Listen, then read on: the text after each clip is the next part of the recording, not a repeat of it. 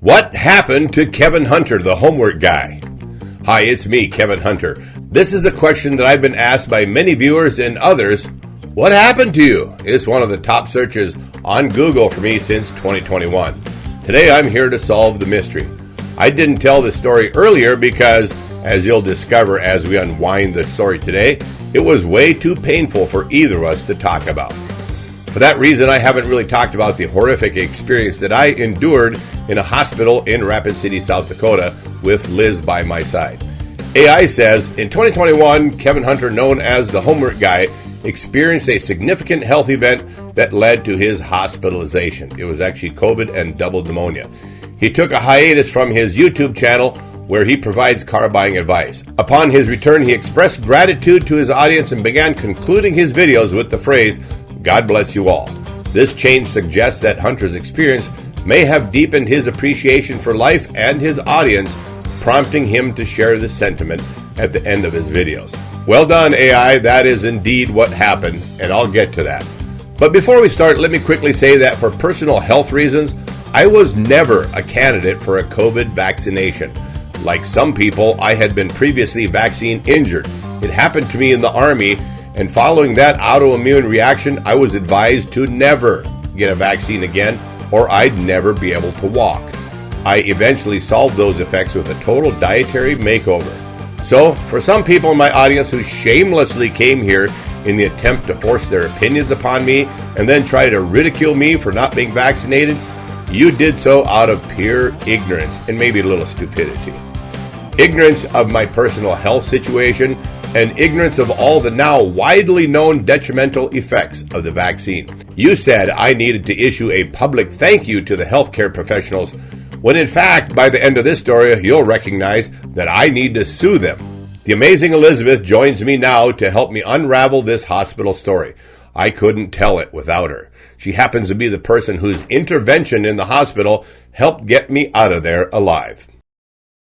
This is actually really hard for me to be here today and talk about this because after being in that hospital and witnessing what they did to Kevin, I can say that I've walked through the valley of the shadow of death, but I did not fear the evil. I was too focused on getting Kevin out of there alive, and I knew I had to play to win.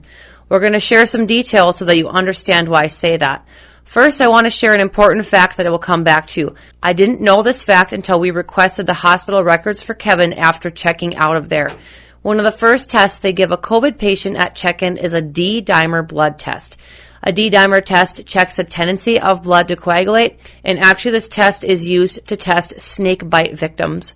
Remember medical professionals warning the public that COVID patients experience dangerous levels of coagulation, making them a potential victim of heart attack or stroke? Anything under 500 is perfectly normal. We think it's actually the faulty hospital mistreatment that causes extreme thickening of the blood. Indeed.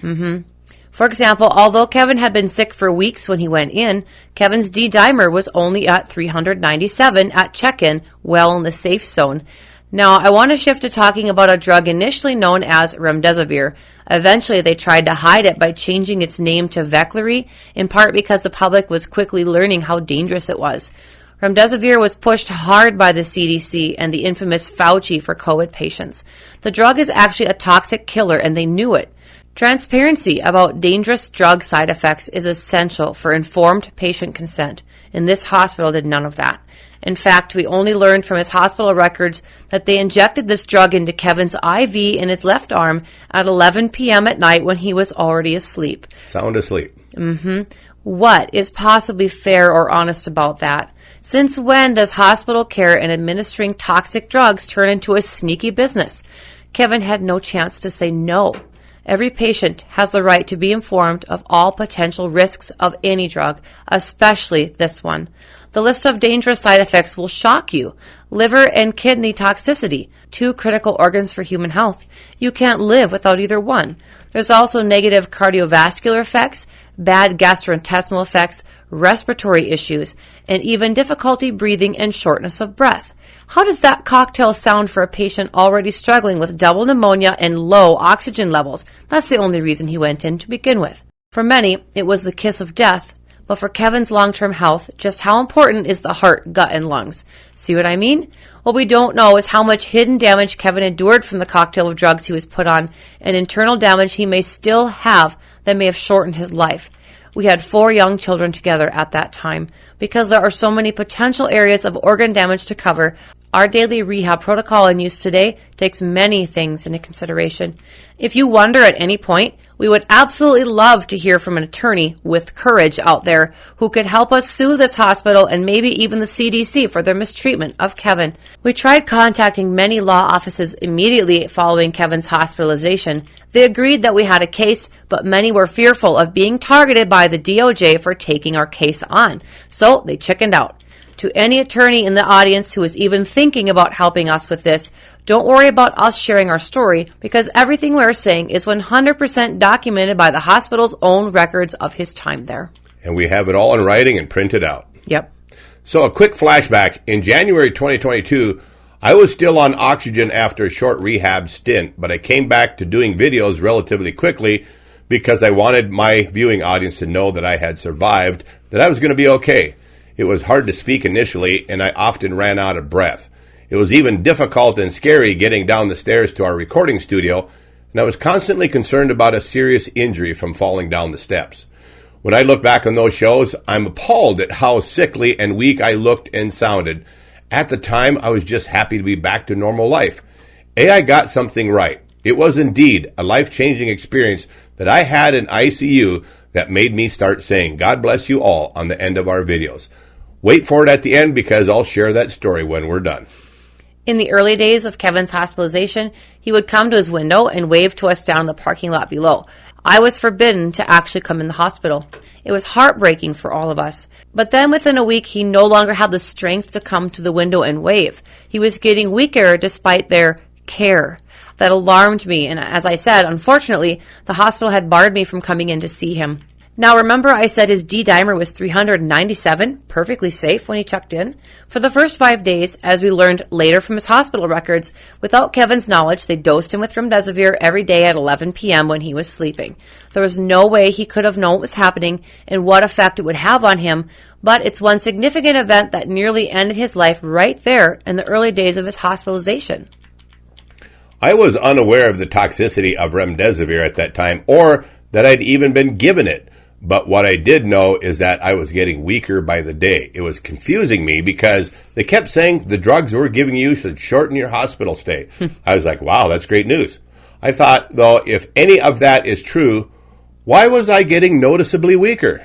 Well, the answer is pretty simple. Kevin never had problems with his liver or his kidneys before this. He was the picture of good health and very athletic. Just look at his videos from years ago. That likely contributed to the reason he survived. The 5 doses of Remdesivir the hospital gave him, for most people, would have been lethal.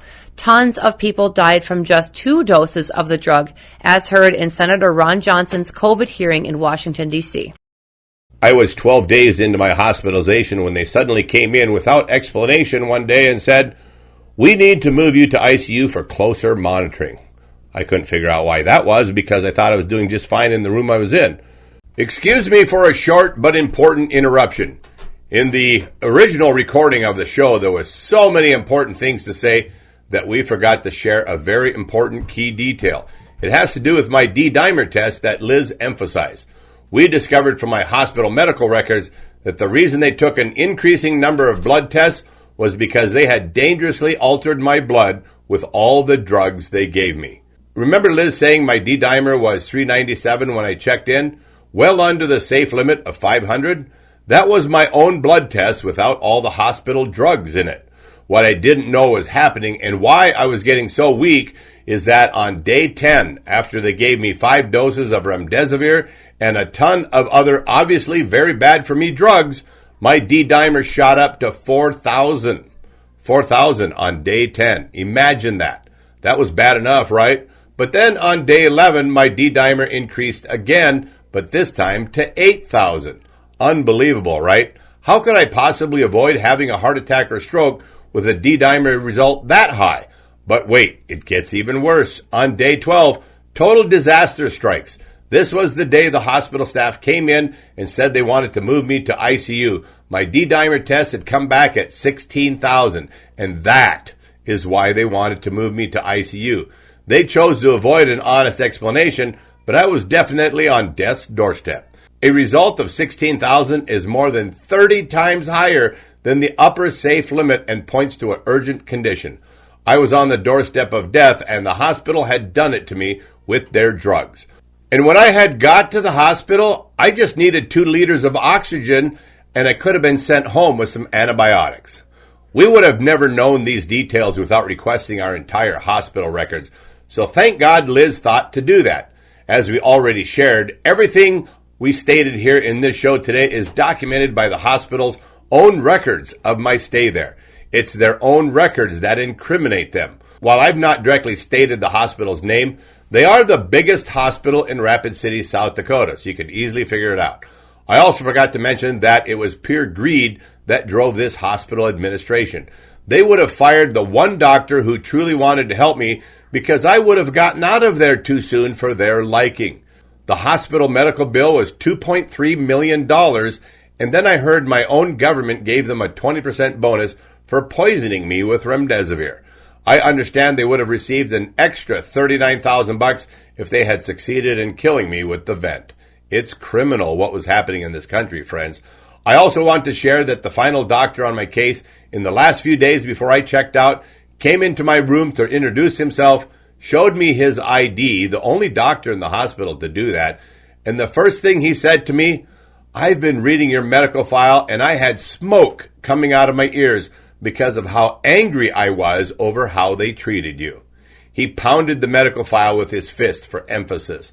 The doctor working on the same medical team as the others employed by this very same hospital said that. It made me understand why I had never seen him until I was about to leave.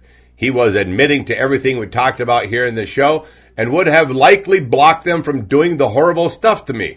I'm convinced they kept him away from me for that very reason. I have the name of every doctor and who prescribed what to me. Friends, dealers are not the only crooks out there, let me tell you. Because a friend of mine who was hospitalized and vented for months, I was alarmed because I knew the vent was in ICU, so I said, "I'll go to ICU, but I am not consenting to being vented." Why? Because the vent was a death sentence, and a lot of people died on it. They said, "Don't worry about that," and whisked me off to ICU. But no sooner did I arrive in ICU, I knew they had lied to me. They drugged me with fentanyl to paralyze me and started forcing tubes and a mask on me. I'm claustrophobic, so I was terrified. I don't think I've ever been so terrified for my own safety in my entire life. The ICU doctor, sensing my fear, says, "Don't worry, I've never lost anyone yet," which, as it turns out, was a big fat lie because later, after I came out of a coma, I was aware of body bags going down the hall out of the hospital. I also heard many pages of Dr. Blue, room so-and-so. That's an indication of someone in immediate risk of death. I remember the body bags, lots of them. I didn't know about this ICU move until after it happened when they called me in the morning. During this time, I'm still being blocked from even coming to see Kevin. My only contact was the doctors calling me daily, and I called the nurse's station 3 times a day to check in, and they'd put the phone next to Kevin's head when we were done chatting, and I was able to talk to him, though he was unconscious. While I was not impressed with many of the doctors there, one Japanese doctor in particular was very helpful. He had come to the U.S. from Japan, where they use a much different protocol for COVID care than U.S. doctors did. I began pressing him for using ivermectin for Kevin. He admitted that it was an essential part of the COVID care they gave in Japan. We frequently talked about ivermectin, zinc with quercetin, vitamin D, vitamin C, everything and anything that was used in Japan. I pressed him several times on it, and then I quizzed him on why, if it worked so well in Japan, why wouldn't he prescribe it for Kevin here? And he said, not only would the pharmacy not fill the prescription, but I would be fired, and that I wouldn't be here to care for your husband, ma'am. By the way, if you ever get COVID, just stay home and follow the protocol they use in Japan. Absolutely. It's much safer, far cheaper, and much more effective. Talk about bizarre. U.S. healthcare denied patients proper care and stuck with a protocol that was known to be deadly. This hospital is going to deny me care that was proven to work in other countries. I got a scary call one night from this friendly Japanese doctor saying, "You're going to want to come in to see Kevin. His oxygen levels are dangerously low. He's having trouble staying above 85% oxygen. He might not make it through the night." I called my friends, and a huge crowd of them joined me in going to the hospital. They filled the lobby while I was inside. It helped put pressure on the hospital to do the right thing. Our friends sat peacefully in the lobby, which is huge, by the way, praying and waiting for word on how Kevin was doing. Later, I learned that the security guards tried over and over to throw them out, claiming they were a fire hazard. And they're people like us, so they just sat there. At this time, I was connected to a very smart man by phone who had been fighting this fight in the Midwest for a long time, actually, and he instructed me that if I wanted to bring anything to the hospital, that I should have it concealed on my person, which turned out to be good advice.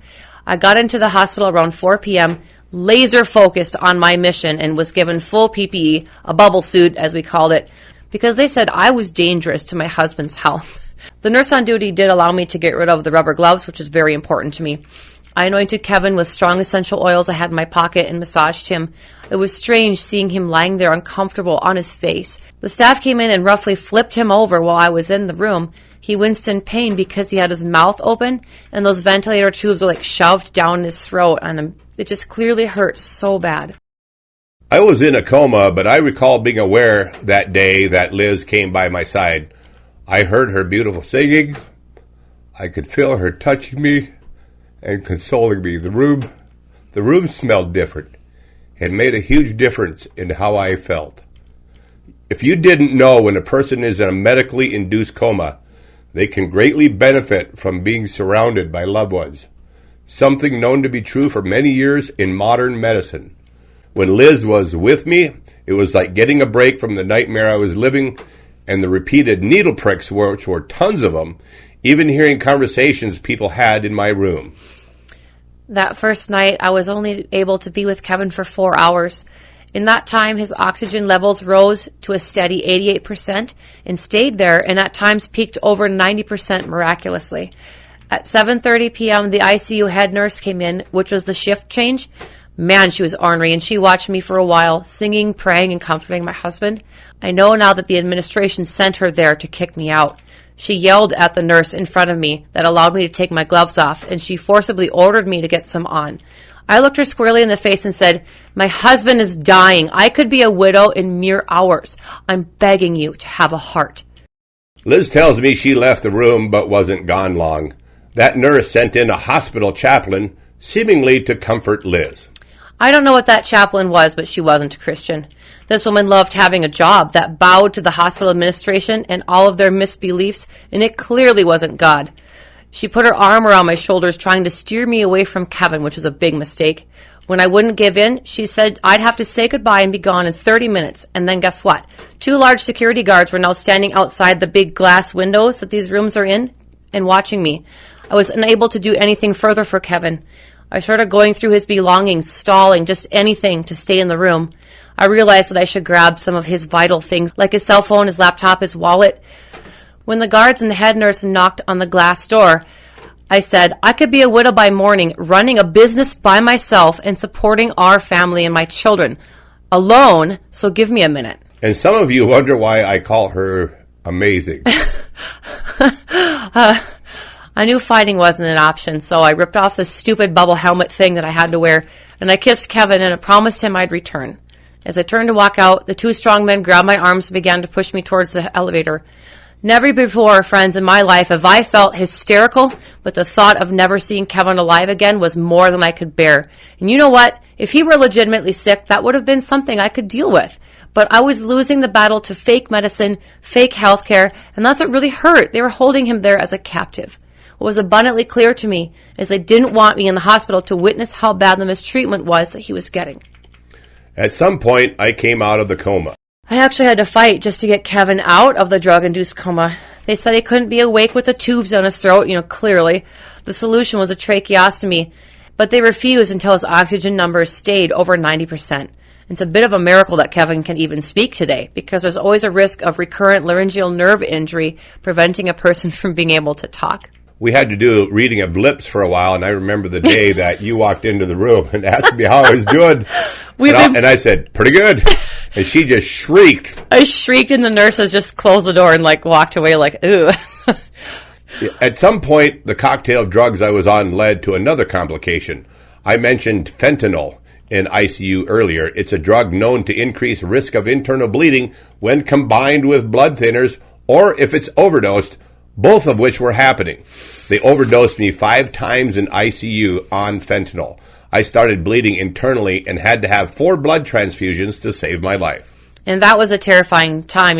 I just gotten out of the woods, and here we are again, Who knows what's in the blood Kevin would get, but I didn't have a choice. They took Kevin off the blood thinners to stop the bleeding. That move put me at high risk for heart attack or stroke.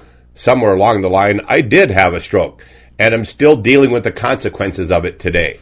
It was an obvious consequence of having extremely thick blood and being off blood thinners at the same time. Interestingly, it wasn't hospital staff who noticed the stroke. It was Liz. I walked in that morning around 9 a.m., and when I observed that something was different about Kevin, which was actually their job to pay attention to, the nurse on duty pretended not to notice. But then I insisted something was wrong. He wouldn't turn his head. He wouldn't look at me.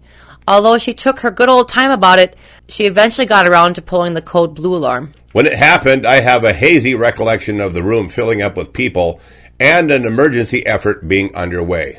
Think about something. First, it was toxic Remdesivir they snuck into me at night. Then the vent that they tricked me into going on. Multiple overdoses of fentanyl while in ICU.